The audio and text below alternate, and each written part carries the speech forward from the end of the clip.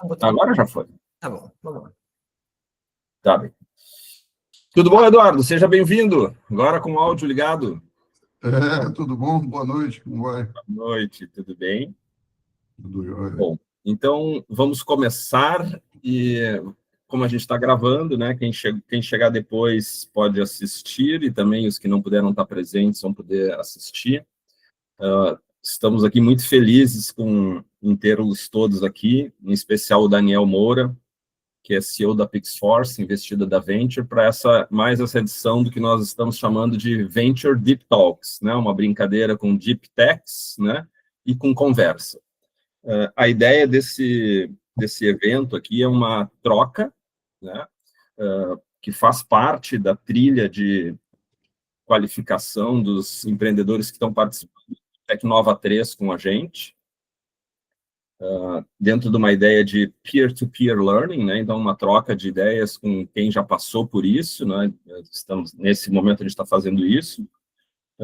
Estamos convidando, então, pessoas que estão participando já da trilha de aceleração do Tecnova 3 conosco e também aqueles que estão considerando a possibilidade, né? Então, temos convidados aí de todas as naturezas e ficamos muito felizes de contar com a presença do Daniel para compartilhar com vocês as experiências dele à frente da Pixforce. Antes da gente passar a palavra para o Daniel, para que ele possa se apresentar e tudo mais, eu acho que vale a pena reforçar um pouquinho sobre quem é a Venture, né, e situar por que a gente está aqui, por que a gente está fazendo isso.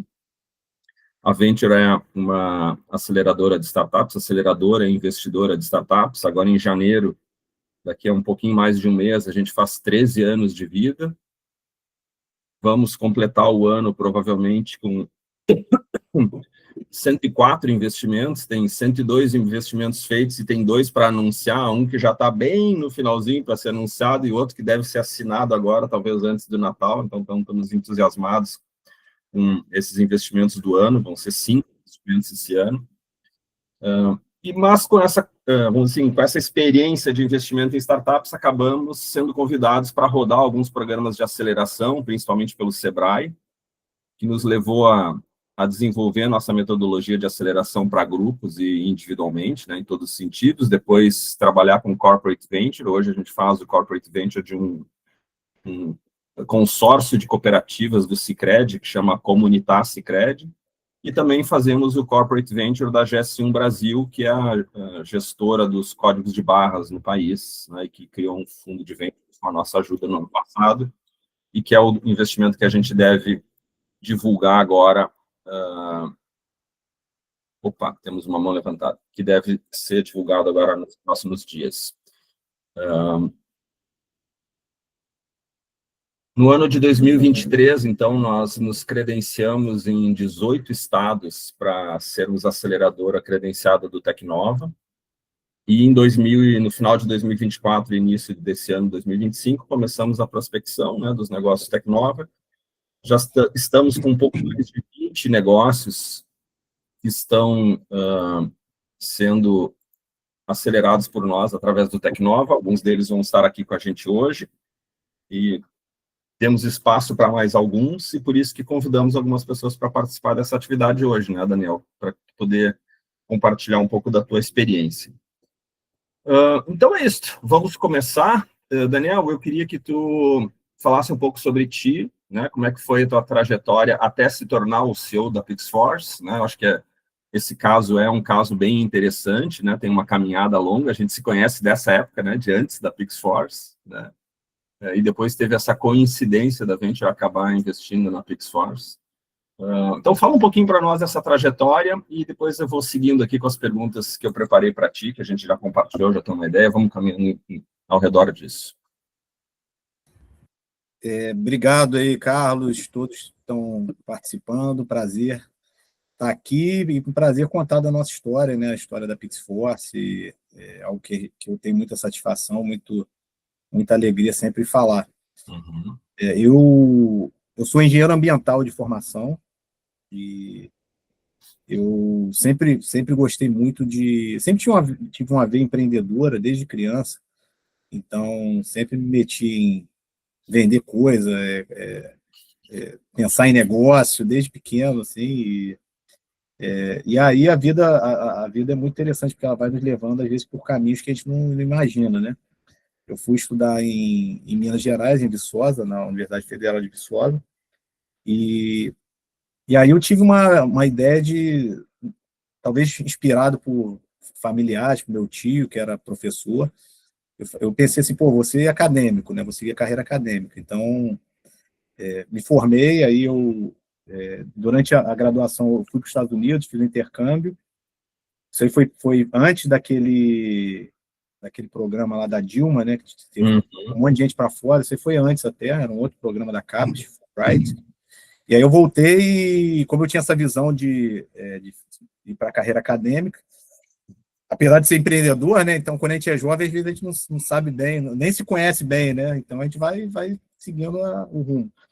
Fui para os Estados Unidos, fiz mestrado lá, e aí que eu comecei a trabalhar numa empresa americana, se chama Newfields, que é uma empresa de consultoria, uma empresa global, e eles estavam precisando de uma pessoa no Brasil para tocar a operação, e eu falei com eles, falei, não, beleza, eu vou tocar, mas eu vou ficar só 6 meses, porque eu já tinha meu doutorado aprovado, né, na Penn State, ia voltar para os Estados Unidos. Eu falei, não tem nada para fazer, vou ficar lá, vou aprender alguma coisa e depois eu vou para o doutorado. E aí eu comecei a tocar essa empresa no Brasil, uma empresa de consultoria, que é bem diferente da Pixforce, mas não deixa de ter sido uma escola para mim, porque eu aprendia tudo, né?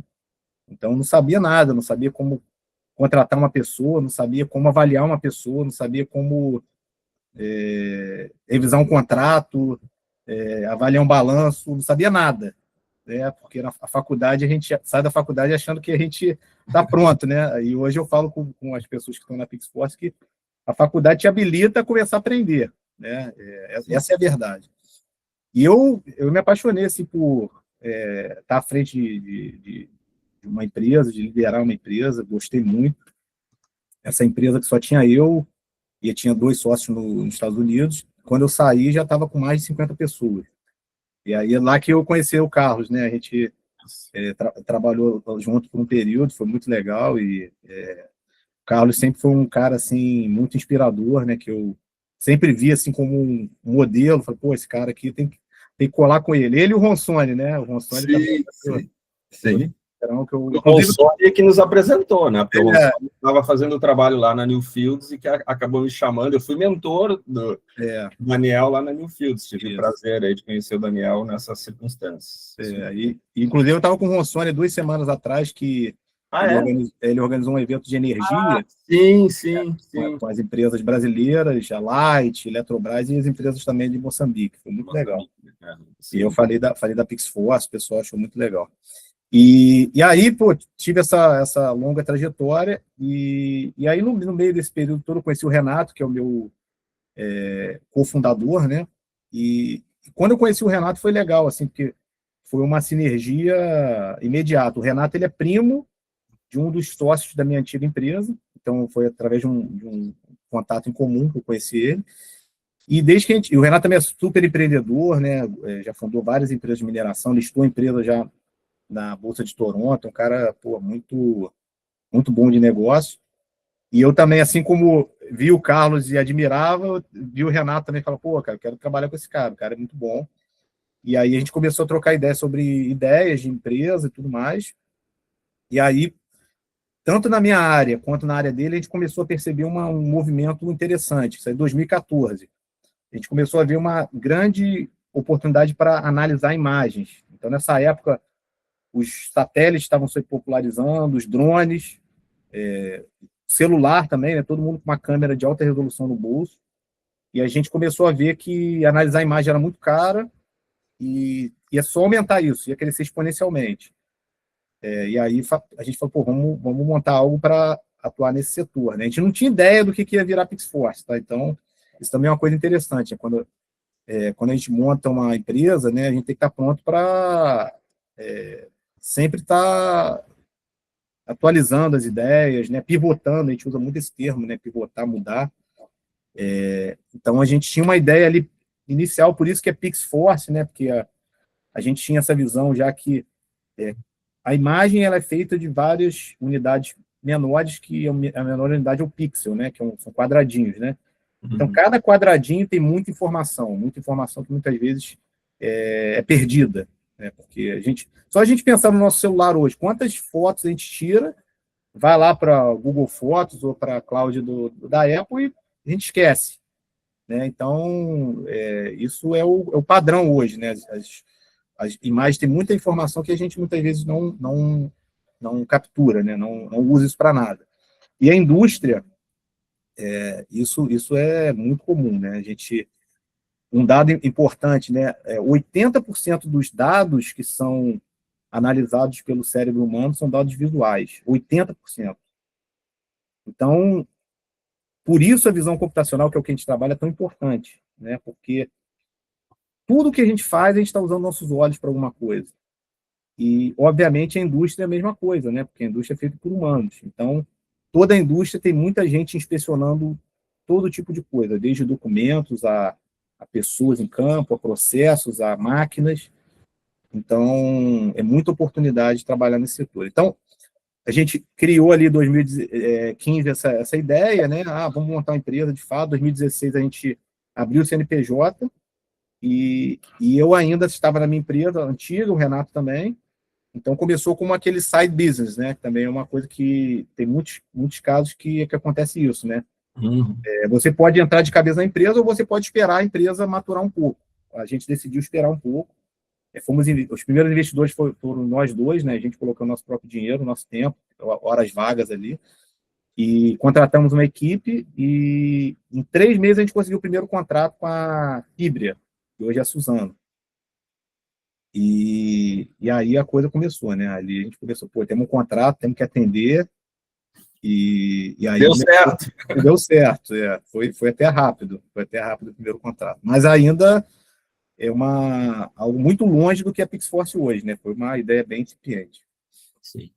E como é que foi porque quando a gente olha a Pixforce hoje, se tu não conta a história desse jeito, né? Parece que, não, teve a tecnologia e aí foi usar, e na verdade é o contrário, né? Vocês descobriram um problema, foram atrás da tecnologia, e hoje, né, a Pixforce é considerada uma deep tech, porque desenvolve a sua própria tecnologia, né? Não usa a tecnologia de terceiros. Como é que é essa transição, né? Quando é que, se é que dá para fazer essa pergunta, quando é que a Pixforce virou uma deep tech, né? Vamos chamar assim, né?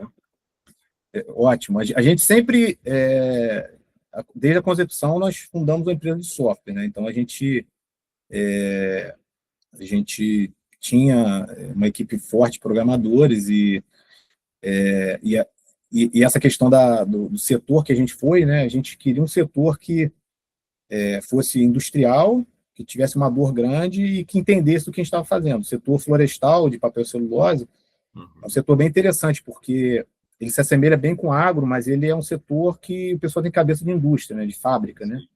Então, o pessoal entendeu bem o que a gente estava fazendo, o pessoal já tinha equipes de geoprocessamento que analisavam imagens, então foi fácil, né? Porque a gente simplesmente falou, eles tinham muitas imagens de drone e não usavam aquilo para nada, eles faziam análise de parcelas, assim, não conseguia fazer um inventário de...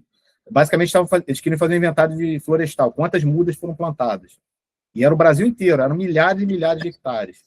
E eles não conseguiam contar as árvores, precisavam contar e o drone não ajudava, só dava uma imagem. E eles nos contrataram para desenvolver algoritmos que contassem quantas árvores tinham nessas florestas, né? Essas são mudinhas, né? E é muito importante porque é o seguinte, se você não faz esse censo de forma correta, pode ou você não plantar, pode ser que o prestador de serviço não plantou, pode ser que morreu a muda. Aí daqui a 5 anos, quando a fábrica precisa, você não tem a matéria-prima.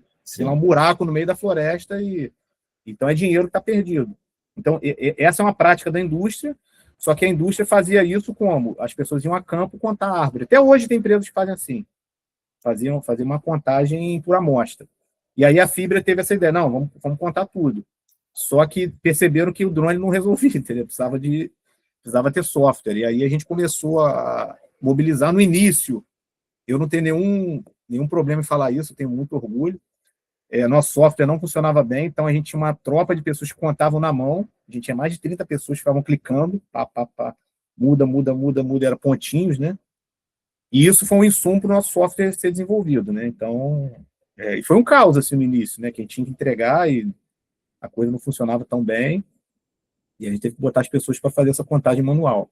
Uhum. E então, essa tua pergunta, né? Pô, como é que foi essa concepção? A gente, no início, não tinha uma dor que a gente queria resolver, e a gente aplicava algumas técnicas de processamento de imagem clássicas, né? Até que a gente viu que, pô, sem IA a gente não ia conseguir resolver. Então, por volta de 2017, a gente começou a trazer pessoas de IA, né? E aí começou a mudar bem o rumo da empresa, né? A gente falou, pô, sem IA a gente vai conseguir resolver alguns problemas, mas os problemas difíceis a gente não vai conseguir resolver. Uhum. Bom, e tá. Começaram a chamar pessoas de IA, mas a PixForce ainda não era, né, Não era uma empresa de IA. não era uma empresa de IA, né? Quando é que gente... ela vira uma empresa de IA e como é que é isso? Assim, como é que se deu isso? Quando é que vocês viraram um desenvolvedor de tecnologia? Isso. Foi por volta de 2017 mesmo. A gente trouxe ali uma pessoa que, pô, foi um cara que a gente tem contato até hoje, ele tem ações da empresa, que é o Davi Sala, um cara, pô, super bom, super experiente em visão computacional. Uhum. E aí a gente começou a ver o poder daquela tecnologia, né, de resolver N problemas. E aí nós começamos a buscar esse perfil de profissional, né? A gente deu muita sorte de abrir a empresa em Porto Alegre, porque a gente estava muito perto ali de centros formadores, né? A URGS, a PUC, a Unicinos, então a gente tinha muitos profissionais de gabarito, né? A gente se aproximou muito dos professores da área de visão computacional e começamos a atrair esse talento, né? Foi uma época que ninguém falava visão computacional e as pessoas que trabalhavam com isso não tinham nem muita oportunidade, né? Uhum. Então, normalmente a pessoa ia para a carreira acadêmica, porque não tinha emprego para isso, né? Então a gente conseguiu atrair um pessoal muito bom, um pessoal com mestrado, doutorado, e aí a gente foi, de fato, se tornando uma empresa de IA, né? Fomos qualificando o time, trazendo pessoas que realmente entendiam dessa área. Hoje, a PixForce é uma referência, né, nessa área de visão computacional. Nós, quando fizemos o investimento, né, era, na verdade, numa subsidiária, né, que chamava PixGrid, né? Então, vocês tiveram uma visão lá atrás de criar né, um serviço para várias áreas, né? Uhum. Como é que foi? Por que surgiu isso, né? Uhum. Por que vocês investiram e depois por que mudaram de ideia em relação a isso? O que fez vocês a consolidar tudo em volta desse guarda-chuva de PixForce novamente? A gente, então, nessa época que eu estava contando, 2017, a gente estava nesse setor industrial aí de papel celulose, depois a gente foi para a siderurgia também, né, ArcelorMittal, Gerdau, esse tipo de empresa. E aí a gente conheceu, a gente já conhecia, né, eu já tinha trabalhado, mas a PixForce conheceu o setor de energia elétrica e o setor de petróleo, que aí foi uma grande guinada da empresa, né, que a gente começou a trabalhar para a CPFL no setor elétrico e a Shell no setor de petróleo, em 2018. E aí a gente percebeu que, pô, ali existia uma grande oportunidade. Ali existia um mercado ainda mais carente desse tipo de tecnologia, maior, e que era um mercado que, de certa forma, o pessoal gostava de tecnologia. Né? A pessoa gostava, mas não tinha nada de visão computacional, né? E demandas muito grandes para tudo, né?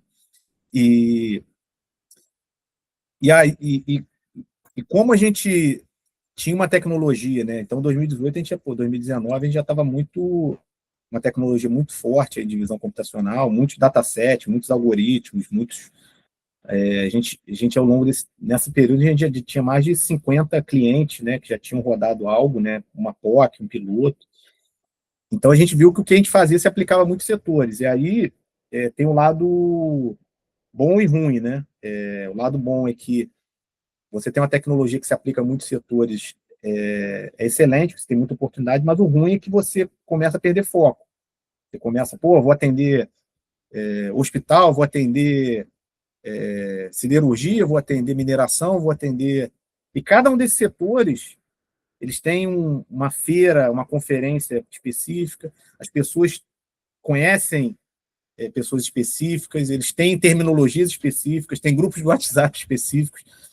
Então a gente pensou, pô, a gente não vai conseguir atender tudo, né? Tem muita oportunidade. Então, que tal a gente criar criar empresas que estão especializadas nos setores? Então, a primeira foi a PixGrid, que era focada no setor elétrico, e aí a gente já estava trabalhando para muitas empresas do setor, né? Light, CPFL, Furnas, que agora é Axia, né? Que mudou o nome, Eletrobras, né? Uhum. Então a gente já tinha uma massa de clientes e a gente falou, pô, vamos pegar esses produtos que a gente tem, vamos falar a linguagem do setor e empacotar isso e ter uma equipe que vai estar liderando isso. Em teoria, é uma ideia excelente, né? Uma ideia muito boa. Só que na prática a gente viu que isso também era um desafio, porque a gente ia ter que formar muitas pessoas, ter equipes de gestão, equipes de venda, lideranças, né? E a gente ia perder força, porque a gente ia ter que abrir muitas frentes. E, além disso, os produtos que a gente tinha... Então, vou dar um exemplo, né? A gente hoje tem um produto que é para segurança do trabalho, que é o PixSafety. O PixSafety, e nessa época a gente já viu isso, ele se aplica ao setor elétrico, mas se aplica ao setor de óleo e gás também, ao setor de mineração. Então, como é que ia ficar isso, né? Quem quer deter a tecnologia? Ia ser compartilhada, então ia ficar algo muito complexo. Então, a gente tentou ter essa empresa separada, não deu certo. Mas a gente teve um caso que deu certo, que é a CertPix. A CertPix é uma empresa hoje bem consolidada, ela está lá no Cubo, no Inovabra, uma empresa que já anda sozinho, já tem um MRR bem robusto, e ela é uma joint venture da Pixforce com uma empresa de documentoscopia. Então a gente pegou nossa tecnologia, que a gente era muito bom, se uniu a alguém do setor de documentoscopia, que documentoscopia é aquele trabalho de quando você vai abrir uma conta no banco, né? Que você tem que tira a foto do seu documento, tira a foto da sua face. É você mesmo, seu documento é verdadeiro ou falso. Isso é feito por humanos. Até hoje, a maioria das empresas, dos bancos, usam humanos, mesas de analistas que analisam em 5 minutos um documento, para dizer se ele é verdadeiro ou falso. Aí vê alinhamento, vê fonte, vê cor, tem uma série de formas de você ver fraude. Tem mais de 3.000 regras para você ver se o documento é fraudado ou não. A gente pegou essas regras, juntou com o IA e fez algo automático, né? Hoje, em menos de 10 segundos, a gente consegue falar se um documento é verdadeiro ou falso. Já está nos grandes bancos, já é uma empresa já muito forte. Então, a gente conseguiu. Essa ideia não foi totalmente descartada, ela deu certo, no caso da CertPix, mas é porque era uma empresa muito separada do nosso setor, então não há nenhum conflito, entendeu? Já a PixGrid ia ter um conflito com a Pixforce ou com outras subsidiárias que a gente criasse, então a gente deu um passo atrás. Então a Venture investiu na PixGrid, depois a gente converteu as ações na Pixforce. Sim. Bom, já que tu trouxesse esse assunto da Venture Investiu, quando é que foi o primeiro investimento? Por que ele surgiu? Né? Como é que foi essa necessidade? Vocês colocaram dinheiro de vocês mesmos, né? A gente chama bootstrap. Isso. Mas quando é que veio essa coisa do investimento? Fala um pouco disso, assim, porque acho que provavelmente é um questionamento que muitos que estão aqui têm, né, a respeito de faz sentido ter investimento, não faz, qual é a hora de fazer isso, quem escolher. Acho que tem todas essas coisas. O pessoal também vai reservar um tempinho no fim para a gente fazer umas perguntas para o Daniel. Então, pode escrever também, se quiser escrever aí, a gente já vai... Vamos responder. A gente... Em 2019 a gente teve a primeira rodada, mas isso aí, Carlos, foi desde o início, cara. A gente criou a empresa, a gente já estava claro que a gente ia ter investidor, a gente já fez um programa de stock option para os funcionários também, então... Assim, os primeiros, eu estava falando lá de 2016, a gente nem tinha escritório ainda, né? Começando na garagem mesmo, assim, e essa primeira galera já teve stock option, né? Tem pessoas que estão na empresa até hoje. O Fábio é um dos caras que está até hoje, Fábio Grubert. E começou como estagiário e está na empresa até hoje, tem ações da empresa. Então a gente sempre teve essa visão que a gente queria ter uma empresa global. Isso também é uma coisa que é bem específica nossa, né? A gente começou em 2016, antes da pandemia, mas a gente já era uma empresa remota / híbrida, porque o Renato ele mora na Finlândia. Então, a gente já começou atuando em 2 países, já abrimos uma empresa na Finlândia desde o início. Então, já começou como uma empresa multinacional, sendo que era uma empresa pequenininha, mas já era multinacional. Então, a gente e tinha uma visão de ser uma empresa para o mundo. Isso é uma questão que eu vejo que o Brasil é um problema, assim, porque o nosso país ele é grande o suficiente para você ficar satisfeito em atender só o Brasil. Isso é um problema que a gente tem. A gente vê países eu estava falando hoje com a empresa da Suíça, cara, ninguém começa uma empresa na Suíça pensando no mercado suíço. O cara pensa no mundo, porque vai morrer de fome se for só para a Suíça. E a gente aqui, às vezes, tem essa visão, vou montar uma empresa para o Brasil, aqui já está bom. Excelente, mas o problema é que, e quando vier uma empresa de fora lá, atendendo o mundo inteiro, cheio de capital, e competir com a gente? Nós não vamos conseguir competir. Então, hoje a gente está, ainda mais quem mexe com tecnologia, tem que pensar numa empresa global, não tem jeito. Porque, eventualmente, alguém vai chegar aqui com a mesma tecnologia que a gente está desenvolvendo. Sim. Então, a gente já tinha essa visão, já tinha a visão de captar investimento, só que no início, a gente segurou o máximo, né? Porque aí tem uma pergunta também, Carlos, quando tem um investidor? A gente tem que ter um investidor quando a gente realmente precisa, né? Ou quando a gente quer fazer uma expansão. A gente tem que evitar precisar do investidor. Sim. Né? Porque senão você vai ter uma diluição desnecessária, vai frustrar o investidor e vai frustrar você. Então, a minha recomendação tente segurar o máximo que você consegue, né? Para quando o investidor entrar, não ser para pagar conta, para pagar salário, para expandir a empresa, vou contratar equipes comerciais, vou abrir outros escritórios, abrir outras frentes, não para pagar a conta do negativo que ficou, né? Sim. Acho que o Rubens tem uma pergunta. Fala aí, Rubens. Não, pessoal, apertou sem querer aqui. Desculpa. Beleza. Perdão. Não, sem problema. Pode perguntar aí se quiser. E então, 2019 a gente teve a primeira rodada. Foi uma rodada Friend and Family, né? Pessoas físicas que a gente conhece. E tivemos investidores dos Estados Unidos, da Finlândia, da Europa em geral, né? E do Brasil. Então, nessa época a gente abriu uma empresa também em Delaware. Então, algumas pessoas colocaram dinheiro lá em Delaware, outros colocaram no Brasil e outros colocaram na Finlândia. Uhum. Então, foi o primeiro momento que a gente viu, a gente precisa dar uma alavancada, entendeu? A gente precisa dar uma expandida, principalmente com times comerciais. Daniel. Oi, pode falar, Rubens. Já que vocês abriram, assim, eu estou cheio de perguntas aqui na minha cabeça, então já que vocês deram a oportunidade, por que não?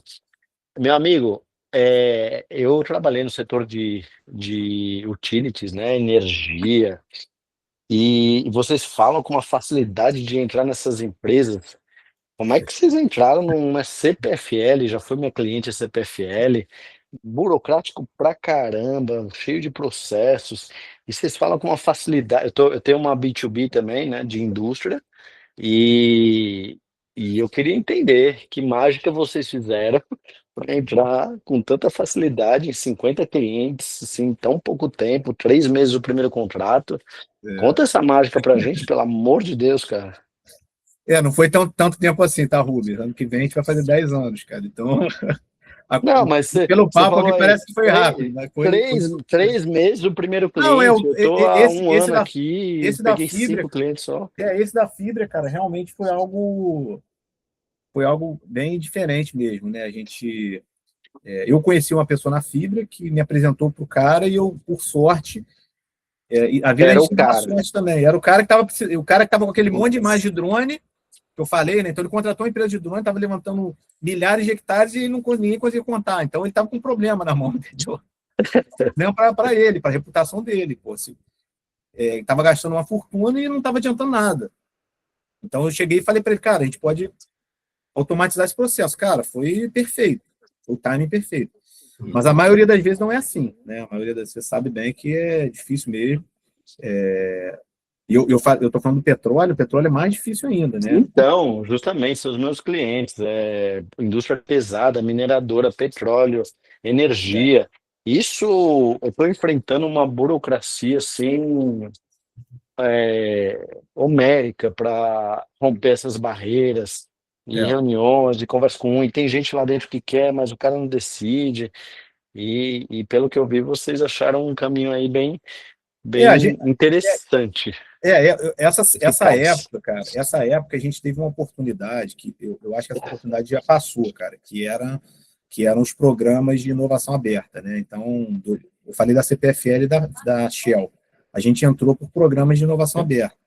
Então, a gente tinha uma tecnologia que era super nova, ainda é nova, né, cara? Visão computacional ainda é algo que o pessoal não domina. E era uma época que o pessoal estava buscando muita startup, inovação. Hoje eu vejo que esses programas de inovação aberta já estão se desidratando. Não sei se você percebe isso também. Mas acho que o pessoal já Percebo. me encheu o saco disso, entendeu? Fala, pô, Não deu muito certo. não deu muito certo, ou a área de inovação está muito longe do negócio, né, cara? Então, você entrava ali no piloto, mas depois não seguia, né? Então, para a startup era ruim, para a empresa era ruim. Então, eu vejo que as empresas estão amadurecendo. Ou elas já abandonaram esses programas, ou estão abandonando, ou elas estão amadurecendo e fazendo programas melhores, que também é bom, né? Para a gente é bom isso.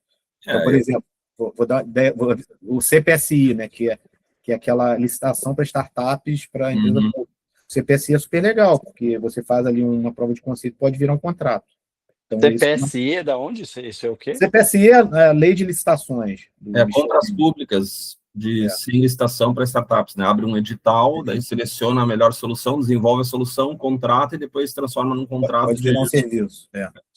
CPSI. CPSI. Se você botar CPSI, lei de licitação, startup, vai aparecer no Google. Isso. Mas, enfim, não foi fácil, tá, Rubens? Então, cara, assim, até me desculpa se parecendo que, cara, que teve mais, que não teve, cara, muita relação, muita porta na cara, muito desenvolvimento que a gente falava, cara, agora todo mundo vai querer. Vou dar um exemplo aqui. A gente desenvolveu com a Eneva um projeto que virou um produto para inspeção de correia transportadora. As correias transportadoras são aquelas esteiras que transportam materiais. Existem esteiras em fábrica que são, sei lá, 50 metros, pequenininho. Tem esteiras no Brasil de mais de 50 quilômetros. É quase uma ferrovia que está Mineradora também tem isso. Aham. transportando minério, carvão, tudo. E eles são suportados por roletes que podem dar atrito, superaquecer e pegar fogo. É um problemão isso. E a inspeção, ou ela é feita manualmente com câmeras termais, o cara vai andando, ou não é inspecionado. Essa é a minha empresa, faz por ultrassom. Pode ser ultrassom, cara, tem uma série de coisas. A gente desenvolveu um produto que era um drone autônomo, com câmera RGB e termal. Cara, a gente falou, pô, cara, isso aqui vai bombar, todo mundo precisa. A gente já tinha falado com a Vale. E, cara, assim, foi só a porta na cara, assim. Todo mundo a gente falava, pô, legal, muito bom. Mas, cara, Nossa. agora não. Mas fala, cara, bom, vocês no Brasil em 2022 teve 3 incêndios, cara, custaram milhões. Problema ambiental, problema para risco para a saúde dos trabalhadores, custo. Cara, nós não conseguimos vender isso para ninguém. Meu Deus. Contratou essa solução, ninguém. E tá lá, tá? A gente tá no nosso portfólio, mas ninguém contratou, cara. Então, assim, não é fácil, não é fácil. Sim. Bom, eu queria terminar o capítulo investimento, o Luiz trouxe a coisa para o lado comercial, mas eu queria terminar o capítulo investimento, e depois a gente ir definitivamente para esse lado mais comercial, que é como é que foi a decisão de receber o investimento da Venture, né? Por que vocês acabaram sendo investidos com a Venture? Porque depois dessa rodada de Family and Friends, né, falar um pouquinho desse momento aí, e também de compartilhar com o pessoal dessa experiência, né, de ter sido investido com a Venture, como é que é a relação, né, acho que isso é legal também para o pessoal saber. A Venture foi, cara, um investimento, foi um momento muito legal, porque a gente estava com essa visão, né, Carlos, que você falou, de fazer uma spin-off, então falou, pô, vamos trazer alguém para nos dar força, né?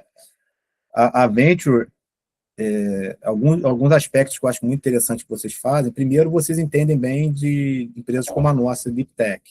Inclusive até aqui o Deep Talk, né? Então já mostra um pouco do viés de vocês, né? Empresas como a Pixforce, né? O Rubens estava contando aí da trajetória dele B2B também. Normalmente os investidores padrão não entendem. Se você vai falar com o VC, vai falar, qual que é teu MRR? Qual que é quantas pessoas fizeram download do teu aplicativo?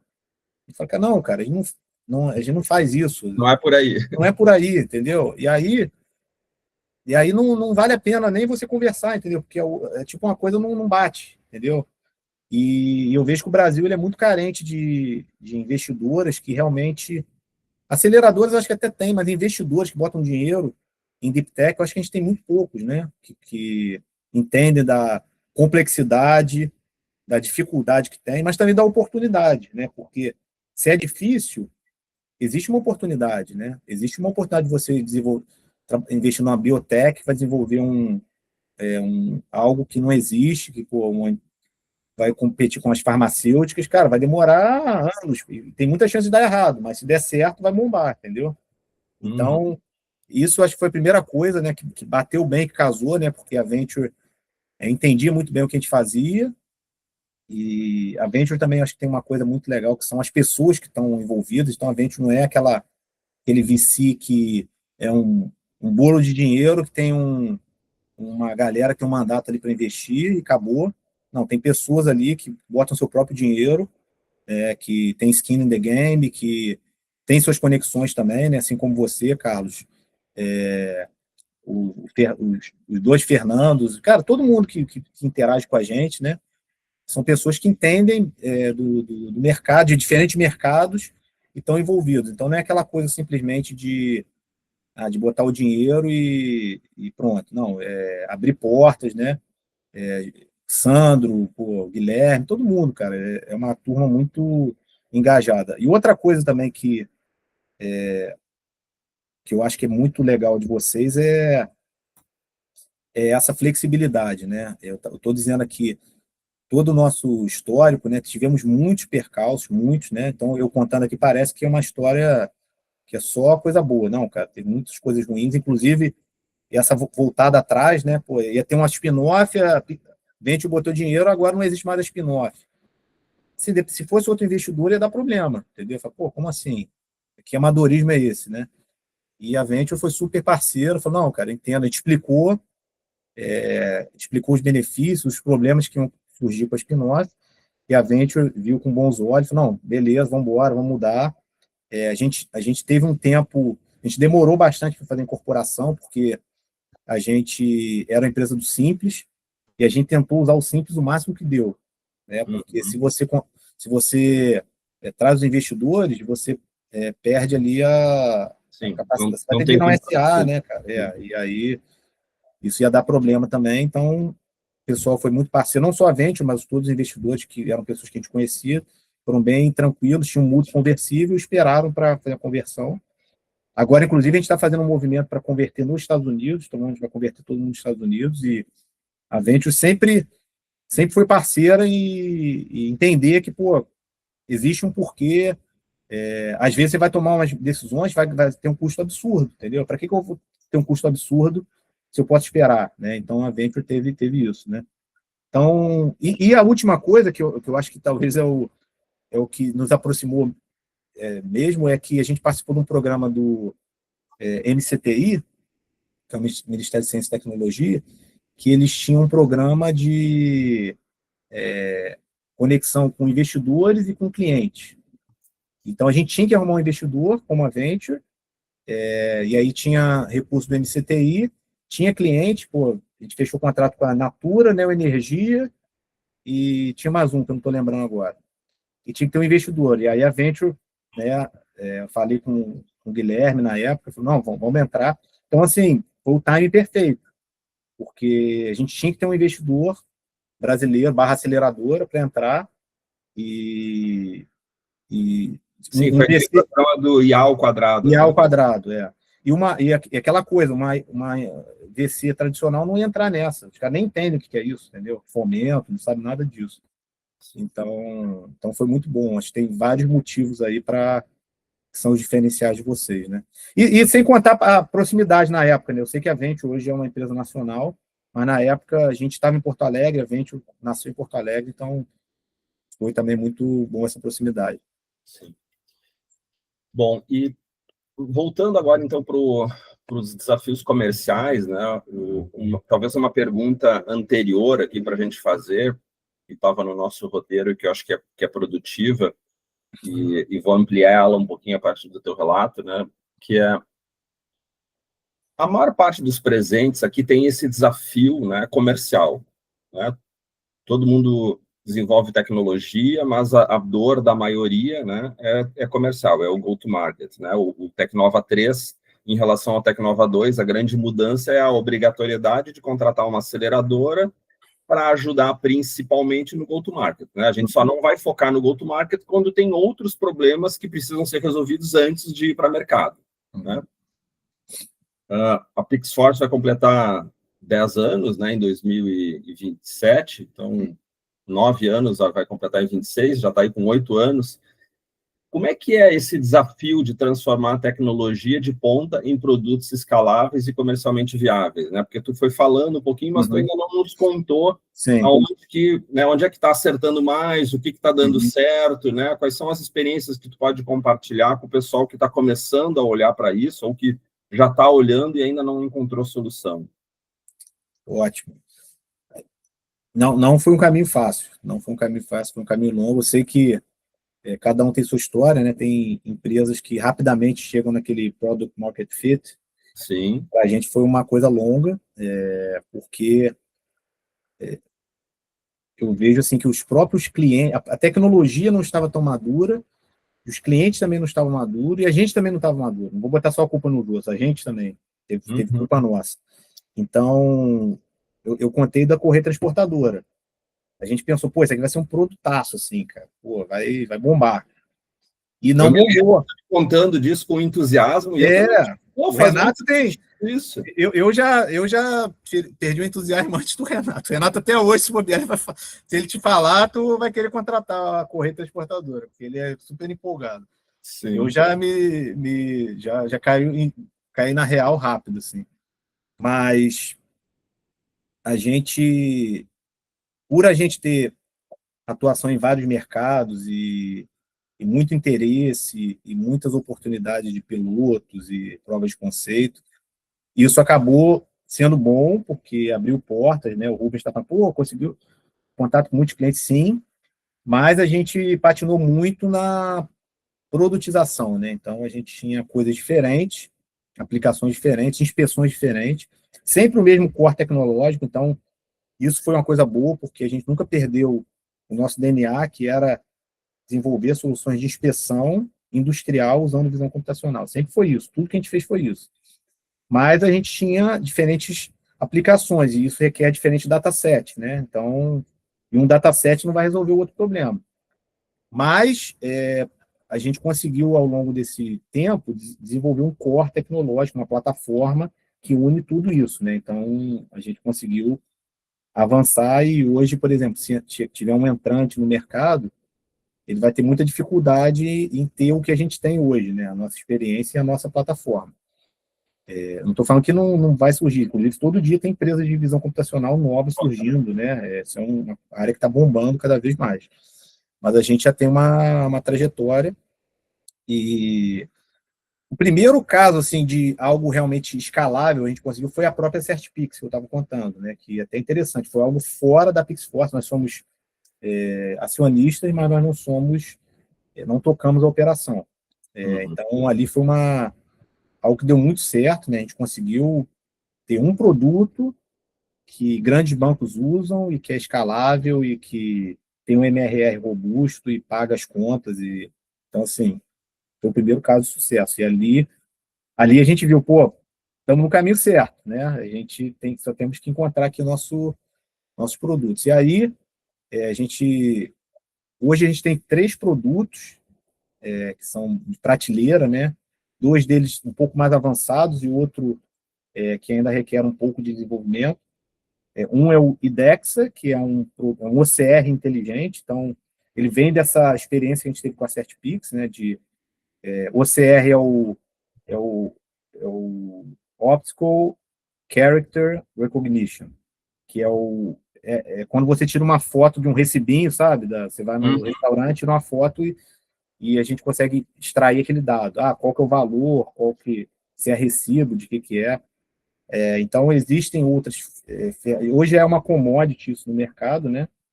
Mas as empresas que a gente atua, elas requerem um nível de assertividade altíssimo e um nível de integração. Então, empresas que têm milhões de documentos, são processados em segundos, e aí você pode pensar em contrato social, fatura de conta, de energia,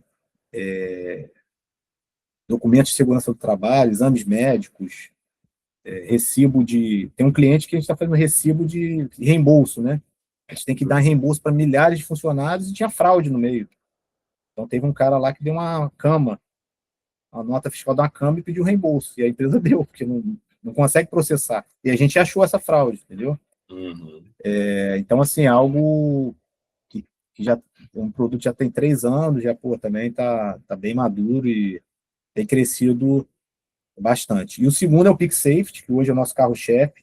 O PicSafety, ele é um produto para segurança do trabalho. A gente usa câmeras de segurança para identificar situações inseguras no ambiente de trabalho. Então, se tem uma pessoa debaixo de um guindaste, se tem uma pessoa sem EPI, que é o equipamento de segurança, se tem uma pessoa muito próximo de uma empilhadeira, ou que está subindo a escada sem usar o corrimão, falando no telefone, né? Tudo isso pode causar um acidente grave e as empresas são responsáveis por isso, né? Se o cara cair lá, ele não vai poder depois... A empresa não vai poder alegar, o cara está falando no celular. Não, se você não tem uma filmagem ou não tem um sistema de alerta em tempo real, a culpa é sua. Então, é um produto que tem tido muita atração, não só no Brasil, muito interesse. Não vou falar atração, porque aí o Rubens vai brigar comigo, que está parecendo fácil demais, né? Tem muito interesse, não só no Brasil como fora. A gente está falando com empresas nos Estados Unidos, na Europa. Todo mundo quer esse produto.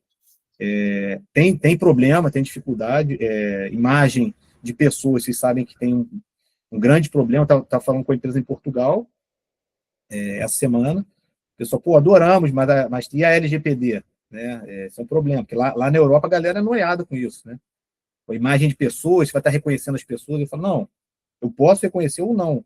Eu posso fazer um blur na face, que é um borrão, e não reconhecer as pessoas. Eu posso identificar, gerar dados de situações inseguras na tua planta. Né? Não precisa você conhecer quem que está com a situação insegura. Então, é um produto que a gente já está há 2 anos já sendo desenvolvido, a gente já tem cliente já SaaS, hoje a gente está em torno de 20 clientes já com esse produto, e ele normalmente começa com poucas câmeras, então, já indo um pouco para a estratégia, né?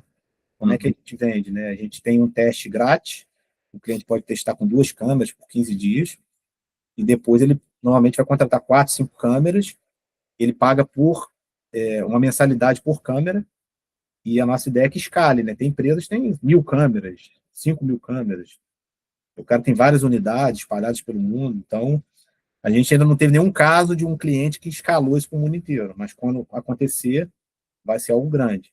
Né? E somos os únicos no mercado, não, tem muita gente tentando fazer isso, mas o bom é que não existe ninguém que domina isso, não existe uma Microsoft, uma AWS que faz isso, é uma coisa muito nova mesmo, e muito difícil. Né? Você usar a visão computacional para ler o recibinho que eu estava falando ali, tem uma dificuldade. Para você ver uma câmera num ambiente que tem um monte de coisa acontecendo, com o fundo todo bagunçado, às vezes a câmera está meio torta, é super difícil, entendeu? Então, mas é algo que todo mundo precisa, toda indústria grande precisa. E a gente tem um terceiro, que é para gestão de ativos, que aí é usando drones autônomos. Lembra lá no início que eu falei dos drones, né? Então a gente não abandonou o drone, porque o drone ele é uma câmera voadora para a gente, não é nada mais que isso, né? Mas ele é uma câmera que vai em vários lugares, então para você ver defeitos, problemas estruturais, corrosão em fábricas, é muito, muito bom usar o drone, né? E a gente quer drones 100% autônomos que não tenha piloto, né? Que aí a gente consegue ter um custo bem baixo e fazer com que isso seja escalável, né? Sim, uma entrega 24/7 que independe de pessoas. Isso aí. Sim, isso. E aquele serviço de inspeção de linha de transmissão e tudo mais, nunca virou contrato? Isso tem algum contrato? A linha de transmissão, ela é nessa linha da gestão de ativos, né? Então, são drones. O problema da linha de transmissão é que são quilômetros e quilômetros, né? Tem linha de transmissão da Axian, da Eletrobras, que são 500 quilômetros, trechos, né? 1.000 quilômetros. Então, assim, é uma coisa absurda. Então, lembra que eu falei que a tecnologia ainda não chegou lá. E esse é um dos casos que, hoje, essas empresas que têm muita linha de transmissão, eles preferem pagar um helicóptero. Ele contrata um helicóptero, tem um piloto. Imagina o custo de um helicóptero. Mas para os caras é melhor, porque, cara, vai rodar 1.000 quilômetros, paga a empresa de helicóptero, fica um cara pendurado lá, que inclusive é um risco, tá? Já teve helicóptero que caiu, né? O cara pode cair lá de cima, porque ele fica sem porta ali olhando, fazendo a inspeção. Fica um ser humano analisando e vendo. Então, a gente ainda não tem um drone que, de forma segura, o regulatório não chegou lá, a ANAC não permite drone autônomo ainda de 500 quilômetros, nem manual, porque você perde a linha divisada, né? Depois de, sei lá, 20, 30 quilômetros, você já não consegue ver o drone. Aí você vai ter que controlar ele pelo visor, mas o regulatório não permite isso no Brasil, entendeu? Então esse é um caso clássico de que a tecnologia pode resolver o problema, mas ainda não está lá. A gente já tentou fazer parceria com empresa de helicóptero, bota a câmera, a gente faz a análise, mas também não deu certo, né? Mas já a subestação de energia, que é uma coisa menor, Sim. isso a gente está conseguindo fazer. A gente está conseguindo fazer inspeções de subestação de energia autônoma. E plataformas de petróleo também, plataforma de petróleo também. A plataforma de petróleo também é algo relativamente pequeno. A gente consegue fazer uma inspeção de uma plataforma de petróleo inteira nas áreas externas em 10 minutos. Coisa que a pessoa demora 10 dias em rapel, com 3 pessoas penduradas. 10 dias. A gente faz em 10 minutos. Sim. Então, assim, é um no-brainer, entendeu? Sim, o cara pode ir lá, aperta um botão, faz. Isso. Tá com vontade de fazer deixar um drone lá, o que a gente quer, não chegamos lá ainda, mas tem uma caixa de recarga, o drone está lá, e a gente programa de forma à distância, e todo dia o drone faz inspeção e ninguém nem sabe que o drone está ali, entendeu? Subestação de energia a gente já faz isso. O drone vai ali, volta, faz upload. Só ter condições meteorológicas favoráveis. Exatamente. Não, e a caixa já tem uma Met Station, uma estação meteorológica. Já sabe a velocidade do vento, se está chovendo. Então, cara, realmente impressionante, assim, cara. Uma tecnologia absurda. Sim. Bom, são 18h59, a gente está chegando pertinho do fim. Eu queria te fazer mais 2 perguntas, 2 conjuntos de perguntas, né? Um deles que é o que a gente chamou ali de conselhos para empreendedores. Uhum. Que é o erro mais caro que tu cometeu e que tu recomendaria ao pessoal que está aqui, né, liderando suas deep techs evitar? Qual é a tua lição mais importante aí? Poxa, eu cometi tantos erros que é difícil, de estar. Tá, faz os 5, então, senão eu... tem vários, cara. Assim, eu acho que... As principais armadilhas, vamos lá. Eu acho que assim, cara, eu estava conversando outro dia com a equipe, né? O que a gente tem de mais valor como empresa, né? Cara, não é a marca. Marca é legal, os clientes são legais, a trajetória, o código. Mas assim, cara, no fim são as pessoas, cara. E pode parecer que eu estou falando isso só para se falar bonito, não é, cara. Encontrar as pessoas certas é muito difícil. Eu estava até vendo um cara, um podcast, o cara tá falando assim. Outra pergunta que tem muito para você, né, Carlos? Acho que o pessoal deve. Vocês devem perguntar e as pessoas perguntam: dá para empreender sozinho? Dá. Mas, assim, o investidor normalmente não gosta. Ele gosta que tenha 2 sempre, no mínimo. E muito mais do que 2 também pode ser problema. Se tiver 5, ele também é ruim. 2 é um bom número. 1 sozinho é muito difícil, cara. Eu assim, não teria chegado aqui sozinho, de forma alguma. Mas esse cara estava dizendo o seguinte, cara. Provavelmente, assim, sem dúvida, o teu amigo, o teu familiar, o cara que estou contigo não vai ser o melhor co-founder para você. É praticamente impossível. Porque, assim, são poucas pessoas que dariam certo. Então, o que as pessoas fazem? Normalmente vai chamar um amigo, alguém que já conhece, um primo. Segundo esse cara, e eu acho que ele está certo, não faça isso, cara. Não vai dar certo. Né? Porque você tem que pegar pessoas que... Tem que achar alguém que vai ter um match ali, né? Sim, que tem complementariedade de tem que ter uma complementariedade, normalmente, e isso vai ser muito raro se alguém de familiar, né? Então indo para essa questão de familiar, já tive erro de contratar pessoas que são... E outra coisa também, nunca contrate uma pessoa que você não pode demitir, né? E se você contrata um familiar, cara, vai ser muito difícil demitir. Eu já tive que demitir, é muito difícil. Então, minha recomendação, não contrato familiar. Já fiz isso, é péssimo. Mas esse não foi a pior coisa, não. A gente contratar as pessoas erradas, né? Pessoas, às vezes, muito júnior. Cara, a gente já bateu muita cabeça. Então, assim, contrate pessoas mais experientes.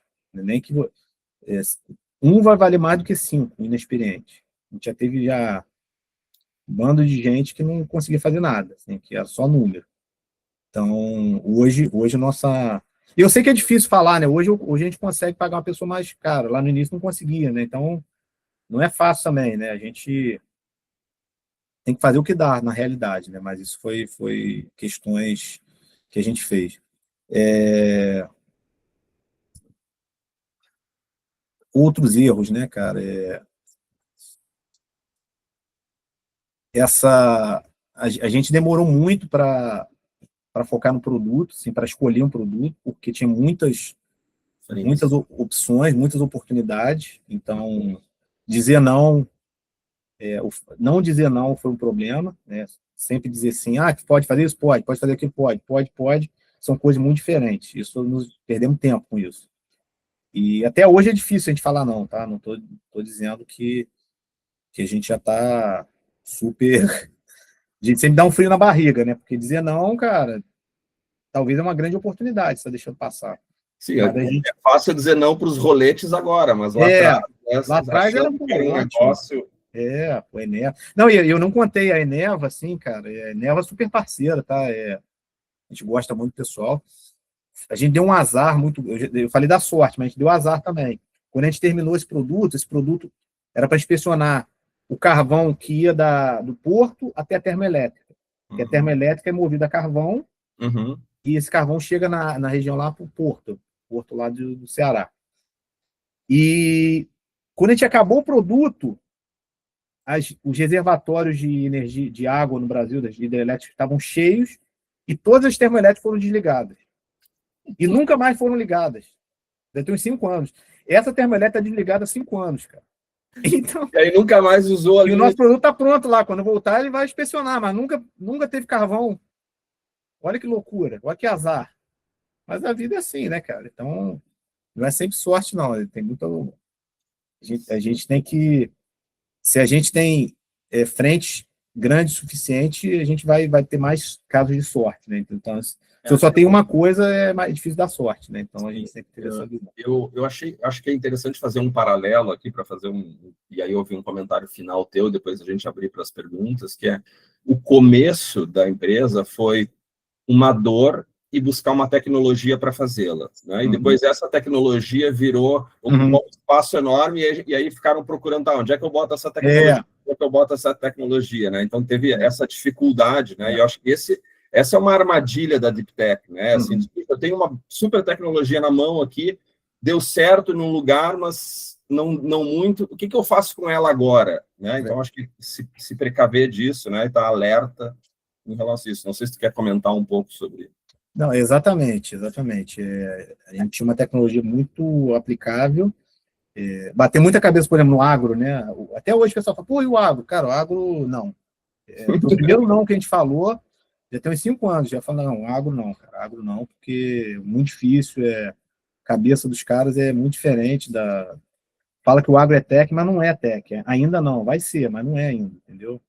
Não para o nível de tech que a gente está fazendo, é tech para tratores autônomos, tem algumas coisas que... Mas, cara, não vai muito além disso. Então... E a gente, setores como de energia, que a gente falou, não, aqui que a gente vai focar, e a gente, cara, tá bem focado nisso, e aí isso tem sido muito bom, porque a gente conseguiu focar no setor, na tecnologia e agora os produtos, né? Então agora a gente está bem posicionado para realmente escalar, mas também não é fácil escalar, né? Isso também é uma outra. Poderia ficar aqui mais uma hora falando disso, né? Criar uma máquina de vendas, criar produtos escaláveis é bem complicado, é bem difícil, porque por mais que a gente fala em usar IA, a gente precisa ainda de pessoas, e pessoas, cara, é difícil. Pessoas na área comercial, todas as áreas, né? Na área comercial a gente tem tido dificuldade, assim, de encontrar pessoas, né? Sim. Bom, Daniel, obrigado por ter respondido as minhas perguntas. Eu vou abrir agora para os nossos convidados aí. Rubens, estás com a mão levantada? Se quiser fazer a pergunta, tens a palavra. Eu tenho 30 perguntas aqui, mas vou focar nas mais fáceis. Muito Faz boa a primeira aí, apresentação. por favor. Então, Muito incrível a apresentação, Daniel. Obrigado por essa experiência. Acho que isso que é importante a gente conhecer, né? O campo de batalha, como ele é, como ele funciona. Porque o que você está falando é um pouco não, cara. É muito do que eu estou vivendo. Ou seja, na ansiedade de fechar contratos, Uhum. a gente tem um produto pronto, um produto que dê resultado, que tem uma proposta de valor bacana pra caramba, que cientificamente está comprovado, que vai dar resultado pro cara. Aí quando a gente mostra, tô sofrendo isso na pele, tá? Arrumando, abrindo os clientes, e quando a gente mostra, aí ele fala uma outra dor que até dá para fazer, até dá para encaixar, mas aí é outro desenvolvimento, outra jornada que será que só ele vai querer, que os outros vão querer? Então, e você falou, né, saber falar não, porque eu estou numa hipótese aqui de fechar as portas para todos esses pedidos. É interessante, cada indústria pede uma coisa diferente. E eu não achei nada que fosse complementar, né? Como eu posso dizer? Comum entre elas. Então, um quer usar o mobile de uma determinada forma, com SAP, o outro quer fazer a identificação de quanto sai de graxa do operador, são caros para inspecionar a máquina e garantir que ele saiu. E eu tenho esse medo de vir. A gente está com Tecnova agora, né? Que a gente tem que fazer os desenvolvimentos. E eu tô com esse baita receio de virar essa torre de Babel, onde, na ansiedade de querer fechar contratos, fechar desenvolvimento, que eu tenho 4 tiros para dar, vamos dizer assim, ou 3 tiros para dar com Tecnova, e dar o tiro errado e gastar um cartucho. Eu queria te perguntar como é que você fez para selecionar os nãos que você disse e eventualmente. falhou? Rubens, a gente não está te ouvindo. Não, mas eu consegui entender o final. Você perguntou como que a gente. Tá ouvindo, Rubens? Mas eu entendi. Ele perguntou como que a gente definiu o não, né? Até Isso. onde ir, até onde não ir, né? Se você voltar aí, Rubens, fala aí, tá? Bem, Espero que você esteja ouvindo. eu- Agora sim. Agora voltou. então, e só complementando para finalizar a hipótese que eu estou colocando na mesa agora, ter o produto que eu tenho, que ele já gastou um bom tempo e dinheiro fazendo, e jogar isso que você estava falando, né? Não máquina de vendas, mas pelo menos na verdade seria uma máquina de vendas que envolve um marketing digital e falar, eu resolvo isso. Uhum. Colocar na mesa, colocar na mídia, colocar Uhum. nos eventos. E se você quiser resolver esse problema, fala comigo. Se você não quiser, no próximo a gente conversa. Tá o roadmap aqui das nossas futuras funcionalidades. Será que alguém de vocês, ou será da Venture, Uhum. fez isso? Sabe se isso é o melhor caminho? Obviamente não existe uma bala de prata, mas existem probabilidades de acerto, né? Então eu queria saber de vocês aí Uhum. se Sim. isso poderia ser uma boa estratégia para quem tem poucos recursos, né? Recursos limitados e está nesse início. Porque o segredo é que a Uhum. gente precisa acertar, né? A gente precisa acertar ou no cliente ou no Claro, investidor. Então, e eu quero acertar claro. no cliente, sendo bem sincero. Uma coisa que a gente fez, o Rubens, a gente, eu estava falando de 3 anos atrás, né?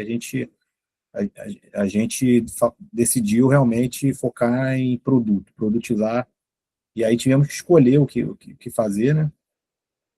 E hoje a gente tem essa nossa máquina de venda, que temos já time de pré-venda, temos o marketing, ads, que gera leads inbound, outbound, temos vendedores, temos pessoal para onboard, sucesso do cliente, ainda, né,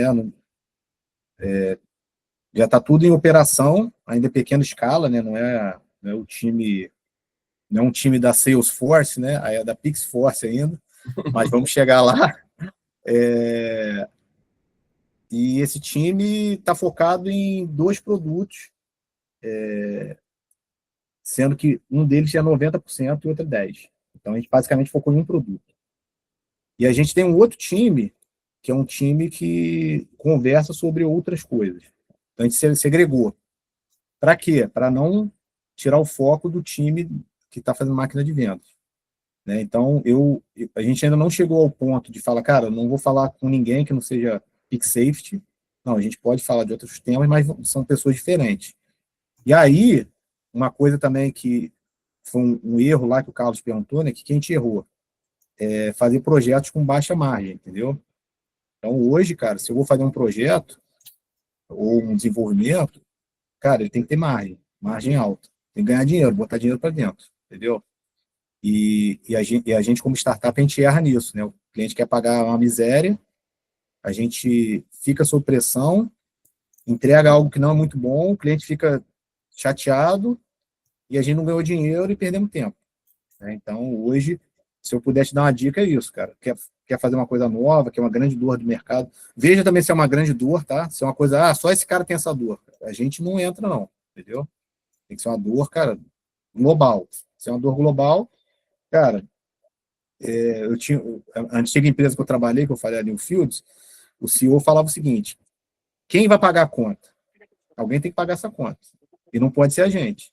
Se o cliente está disposto a pagar a conta, a gente vai. Senão, né? Ou, como você falou, você vai levantar capital para, cara, tem um outro produto aqui que eu sei que vai dar certo, convencer alguém a botar dinheiro.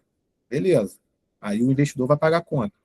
Mas nós, como empresa, a gente é muito frágil para ficar pagando conta de um monte de coisa. Né? Então, assim, a nossa experiência foi isso, foi segregar máquina de vendas de outras coisas e ser bem criterioso, e o critério maior é margem. Não sei Está se é... respondido, Rubens? Tá. Acho que a gente não está na fase de fazer isso, parece, né? Porque estamos com bom, não sei. Não, pode ser, pode ser. Mas pode cobrar Ou mais. seja, sei, porque E no é o teu fundo critério, aí é o vocês. seguinte, não é você que vai dizer não, é o cliente que vai dizer não. Tudo bem, ótimo. Então, Está disposto então, a então pagar. vocês cobram por esse desenvolvimento e mais o SaaS, né? Então, é que os clientes, né, Uhum. eles meio draconiano, eles querem pagar só o SaaS e que a gente banque o desenvolvimento. É, Isso aí para vocês, então, é fora total de cogitação. Se eu não tenho, sim. Se eu não tenho o produto. Se for o meu produto, o meu Pick Safety, o cara não paga nada, ele já sai usando, entendeu? Só precisa de câmera e sai usando. Se eu não Ah, tenho, é isso, cara. Se o cara não está disposto, ele não tem dinheiro, cara, não tem como entender. entendi. Tá bom. Eu acho que tem um ponto aí para explorar, é que o que a gente já discutiu, né? Quando tem essa situação que o cliente quer uma solução que não tem e tem um mercado limitado, a gente precisa arranjar dinheiro para isso. É o que o Daniel falou, quem é que paga essa conta? E às vezes pode ser a lei do bem, às vezes pode ser um projeto FINEP que ele vai tomar um juro mais baixo, ele paga o desenvolvimento, a gente faz e depois ganha uma recorrência, né? Então tem que fazer essa articulação, mas obviamente, né, que como a Pixforce já virou uma startup reconhecida, já ganhou muitos prêmios, ela se qualifica para dizer não e colocar preço. né? Tem uma jornada, né? Esse custo de ter feito algumas coisas com baixa margem gerou essa imagem, né? De ter várias portas, de ser conhecido, né? E hoje coloca nessa posição de poder colocar algumas exigências, que talvez para quem está começando e não é conhecido, né? A gente não tem como avaliar, né? Mas é da negociação singularmente falando. Temos mais uma mão levantada, Rodrigo Mazzilli. Como é que tá, Rodrigo? Tudo bom? Tudo bem, Carlos? Tudo Tudo jóia. bom. Seja bem-vindo. Obrigado. Parabéns, Daniel, aí pela jornada e apresentação. Eu tenho algumas perguntas, tá? Que é mais sobre um pouco um contexto mais amplo da tua jornada, que é como é que vocês mapearam primeiro rodadas de investimento? Vocês resolveram fazer o máximo possível organicamente? Vocês planejaram fazer levantar algum tipo de investimento? Para mim não ficou claro se vocês levantaram ou não. E que níveis de capital vocês levantaram, onde vocês buscaram e onde você vê a empresa daqui a 5, 10 anos? Vocês falam em alguma perspectiva de saída para quem é investidor ou não? E falar um pouco mais assim, uma visão um pouco mais de mais alto nível, assim, como é que vocês pensaram, então pensando na empresa, tá? Até porque vocês têm presença fora, então isso para mim achei interessante. Se vocês olham lá para fora, como é que vocês veem o mercado de venture capital para uma empresa do segmento de vocês de deep tech, tá? Legal, Rodrigo. Nós tivemos 3 rodadas, tá? Tivemos 2019, 21, e agora a gente está numa rodada, está aberta agora, né? Então, estamos na terceira rodada. Ainda é a rodada com investidores, pessoas físicas, mais a Venture, né, que já investiu lá atrás. Então, tirando a Venture, não tem nenhum institucional. E são pessoas assim, que confiam na gente, acreditam na nossa network. Não quer dizer que não cobrem, né? O pessoal cobra. Inclusive, agora a gente está montando um conselho oficialmente. Vamos ter uma reunião nos Estados Unidos com esses novos investidores em janeiro. E então, assim, está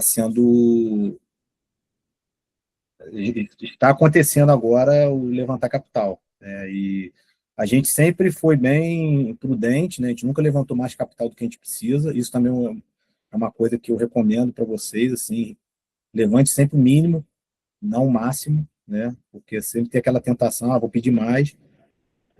Mas é o seguinte, quanto mais dinheiro você levanta, mais resultados você tem que entregar e mais rápido você tem que ser. E a gente sabe que as coisas não são rápidas no nosso setor. O Rubens estava falando aí, e a nossa experiência é isso. Tem um cliente do mercado de óleo e gás que eu estou 3 anos negociando, e agora estava para fechar um negócio, mas ele falou, não, espera mais, que o poço parou de produzir lá, e foi uma desculpa assim. Cara, aí volta a estaca zero. Não estaca zero, mas volta, acho que tem que demorar mais. Então, a gente tem levantado sempre o mínimo que a gente precisa, mas é muito importante levantar capital e estar pronto para isso, né? Estruturar a empresa, entender disso, estudar sobre isso, né? Eu tenho a sorte de ter um cofundador que já fez isso muitas vezes, então ele tem muita tranquilidade em levantar capital, então eu aprendo com ele sempre, isso ajuda muito. A maioria dos investidores foi ele que trouxe, e essa rodada não é diferente. E sobre a questão que você perguntou aí, Rodrigo, onde a gente quer chegar, né? Das duas, uma, ou a gente quer ter um unicórnio, uma empresa que vai estar bombando, ou a gente vai ser adquirido por alguém muito maior, né? Então, esse que é o caminho natural, e a gente quer, a partir do ano que vem, ir forte para os Estados Unidos. A gente já está lá, já tem empresa lá, já tem propostas enviadas, não tem nenhum cliente lá, a gente tem cliente na Europa, em Hong Kong, nos Estados Unidos ainda não, mas a gente já contratamos uma pessoa esse ano, part-time, estamos trazendo um outro cara part-time agora, que é um veterano do setor de óleo e gás, que mora em Houston. Nosso centro é Houston, inclusive estou indo para lá em fevereiro agora. O Renato está indo sempre. e em breve um de nós vai se mudar para os Estados Unidos. Eu espero que até setembro do ano que vem um de nós esteja lá já, morando e tocando operação nos Estados Unidos. Então, qual que é o futuro da PixForce? É Estados Unidos. Assim, a gente não tem dúvida que é o mercado para estar. O mercado da Europa é legal, eu estava na Arábia Saudita mês passado, legal, Ásia. Cara, mas Estados Unidos não tem comparação, entendeu? É uma locomotiva, entendeu? Fala aí, Carlos, desculpa. Não, comercialmente falando, né? Porque... Comercialmente. Tem gente, porque assim, e isso também vai ajudar a nossa Série A que a gente quer ter ano que vem. 2027, desculpa. Então, que o ano já está quase acabando. Então, 2027 a gente quer ter nossa Série A nos Estados Unidos. O investidor americano não vai botar dinheiro numa empresa que só tem um CNPJ, entendeu? Aqui os caras vão de vez em quando. Uhum. Tem um cara da Apex que me treinou, ele fala uma coisa que é bem verdade. Ele falou, você investiria seu dinheiro na empresa da Bolívia? Provavelmente não. Sim. O americano, ele olha para o Brasil da mesma forma que a gente olha para a Bolívia. Sim. Entendeu? Então, o Brasil, cara, é um negócio assim que os caras não entendem. É muito risco, é muito longe, é muito problema.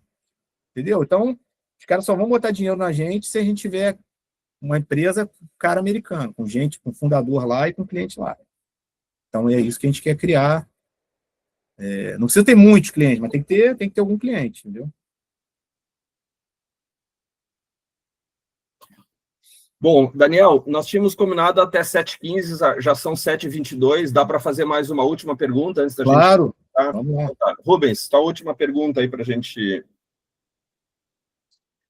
Bacana, obrigado.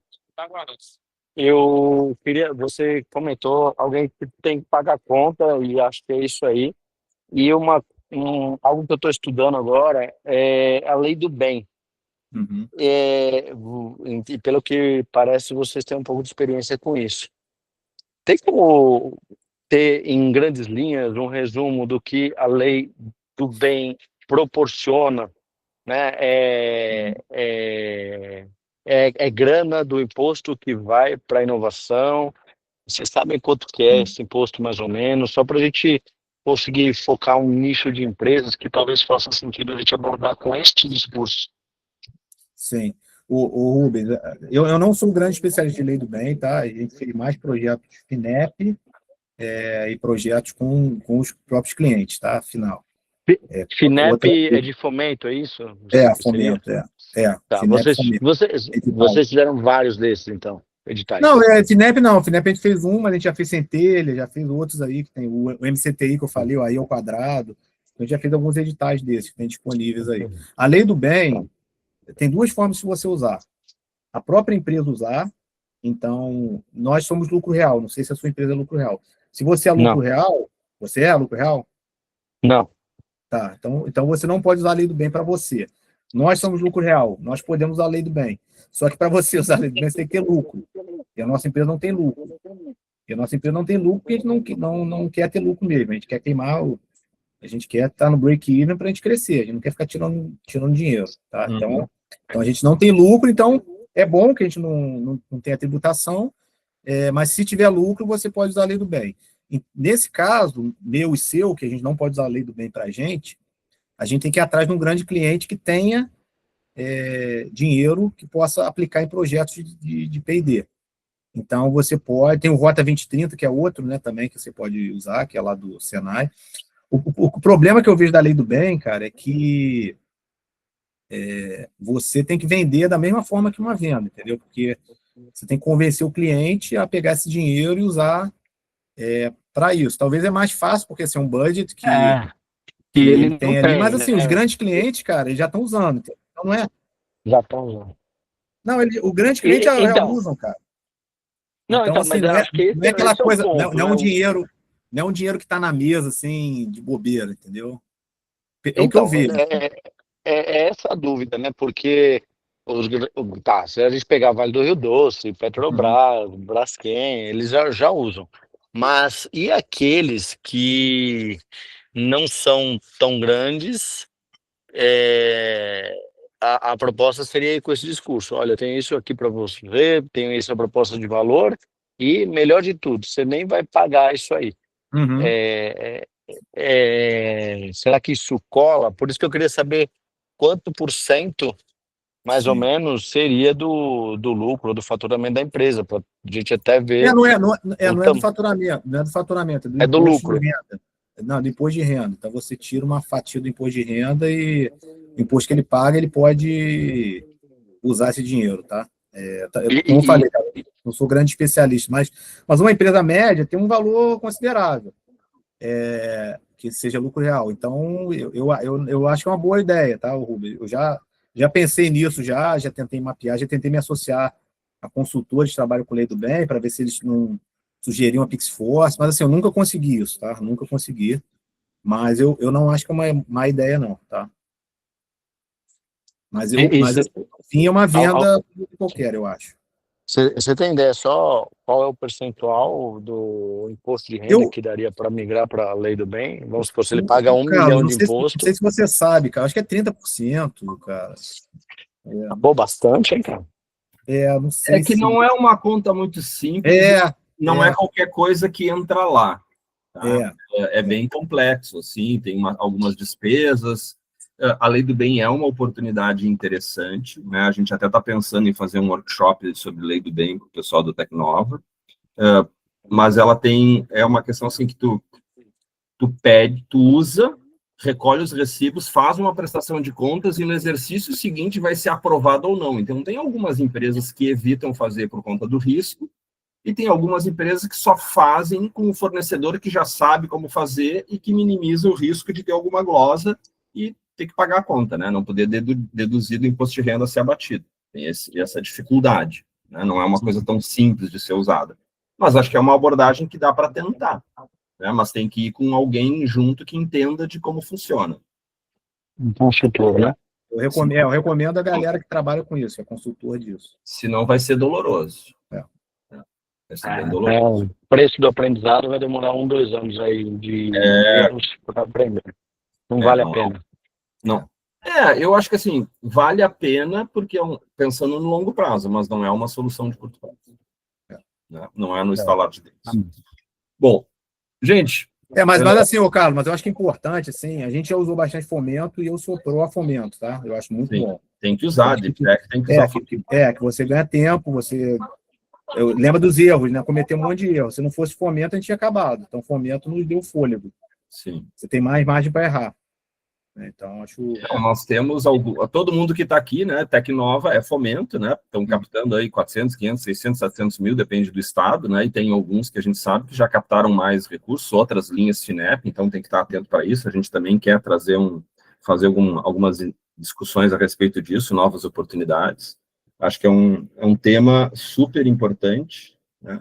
E vamos estar na nossa agenda, na nossa pauta. Inclusive, de manhã discutimos um pouco sobre isso na nossa reunião de alinhamentos aí do Tecnova. Daniel, queria te agradecer muitíssimo pela oportunidade da gente conversar. Que bom que a gente conseguiu, a gente está combinando esse papo, acho que julho, né? Quantas vezes a gente já marcou e desmarcou? Meu Deus do céu. Que bom que dessa vez deu certo, fico muito feliz, fiquei muito contente de ouvir a tua história, né, mais uma vez, e cada vez que o Daniel conta, a gente vai entendendo mais detalhes e mais coisas, né, ficamos aqui encantados com a trajetória, né, com os desafios e com a tua sinceridade aí de compartilhar os aprendizados com o pessoal, né, e a gente espera que isso ajude nas trajetórias. Eu costumo dizer, a maneira mais barata de aprender com o erro dos outros, né? Então, muito prestar melhor. atenção na trajetória dos outros é super importante para economizar o nosso tempo, né, e os nossos erros. Então, brigadão, palavras... Carlos, cara, eu te agradeço, como eu falei, você é um cara inspirador, que eu sempre me inspirei muito, e conte sempre comigo, tá? Você, pessoalmente, a Venture, e, pessoal, vocês têm meu contato, eu tô no LinkedIn, Instagram, podem me chamar lá, bater mais papo, e quero deixar uma coisa que eu aprendi há pouco tempo agora, que eu aprendi, é isso aí que o Carlos falou, aprender com pessoas que já erraram muito, né? Que é o formato de entrevista que o Elon Musk faz. O Elon Musk, depois se pesquisem na internet, como que o Elon Musk contrata os seus funcionários, né? As pessoas que ele não entrevista todo mundo, mas o método dele é bem simples. Ele foca nos achievements da pessoa, no que as pessoas fizeram. E aí, ele foca só nisso.